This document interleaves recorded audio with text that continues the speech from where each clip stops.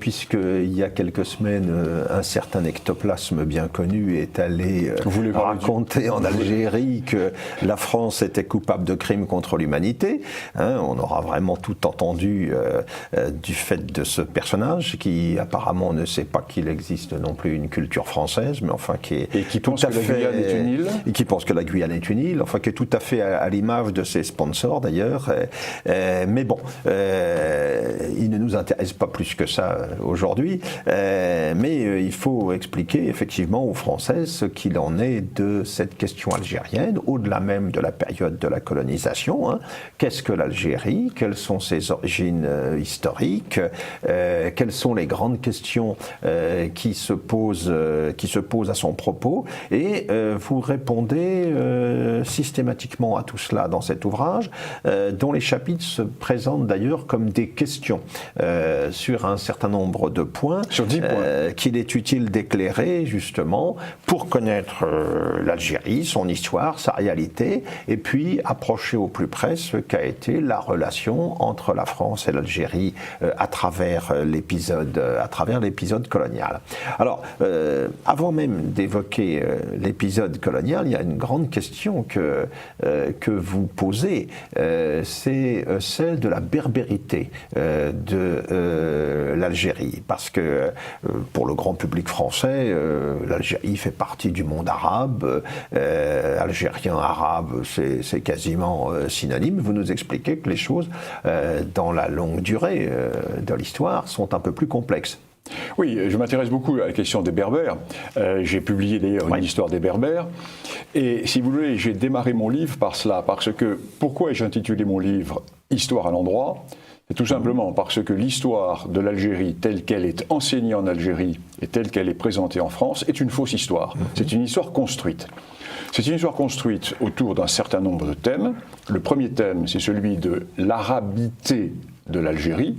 Or, cette arabité n'existe pas. Indiscutable. Le deuxième thème, c'est l'identité nationale algérienne. Or, l'Algérie n'existait pas, c'est la France qui l'a créée. Et le troisième grand thème, c'est celui de l'unité du peuple algérien dressé contre le colonisateur français, ce qui est également une erreur, et je le montre bien. En 1961, au moment où sont signés les accords d'Évian, il reste 15 000 combattants en Tunisie, 13 000 combattants indépendantistes au Maroc, et il en reste 5 000 en Algérie. Ça fait donc moins de 30 000. Au même moment, il y a 250 000 Algériens qui servent dans l'armée française.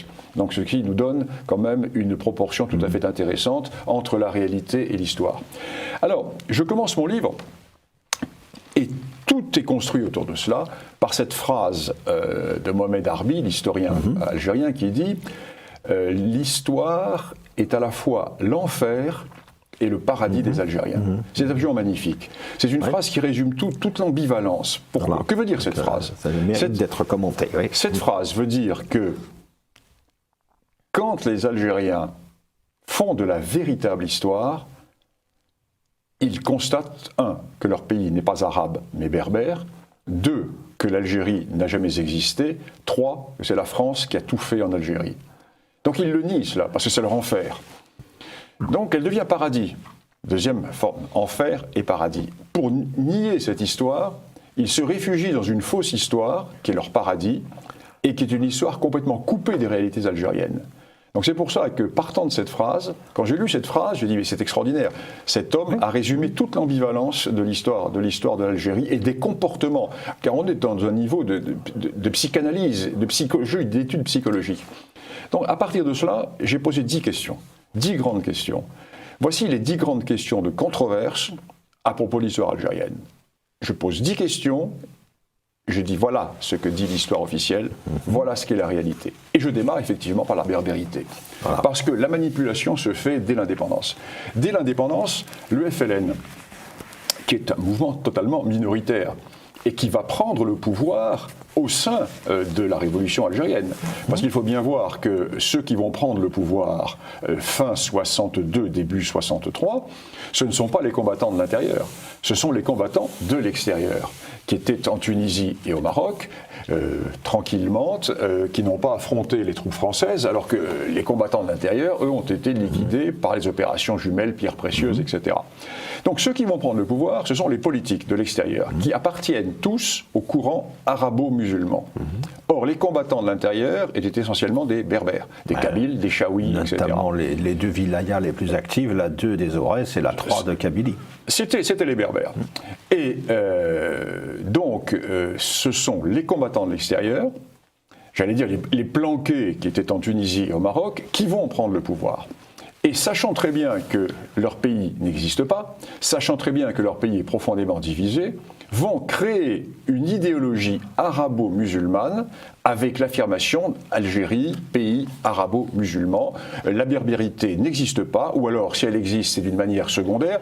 Certains, le ministre de la culture algérien va même dire les berbères, création des pères blancs. Voilà, donc, retirant aux Berbères leur identité. La colonisation a divisé pour régner. Tout à fait. La colonisation a créé le fait berbère pour régner. Alors que finalement, le fait berbère est celui qui a combattu la colonisation. Oui. Parce que le seul moment de difficulté, ça a été à l'époque de Mokhrani, qui était une révolte typiquement berbère. La conquête se termine pendant le Second Empire en Kabylie, et ensuite il y a la révolte de Mokhrani en 71. Tout à fait. Qui commence en 70 d'ailleurs. Elle commence en... Et ceci est fondamental. Donc dès le départ, une fausse histoire a été écrite. Une histoire arabo-musulmane.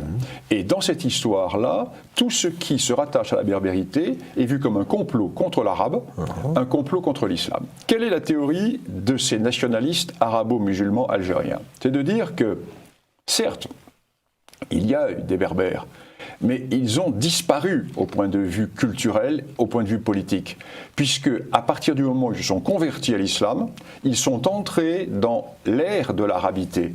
Donc la berbérité n'existe plus. Et quiconque parle de berbérité nourrit un complot contre l'unité, contre l'État algérien.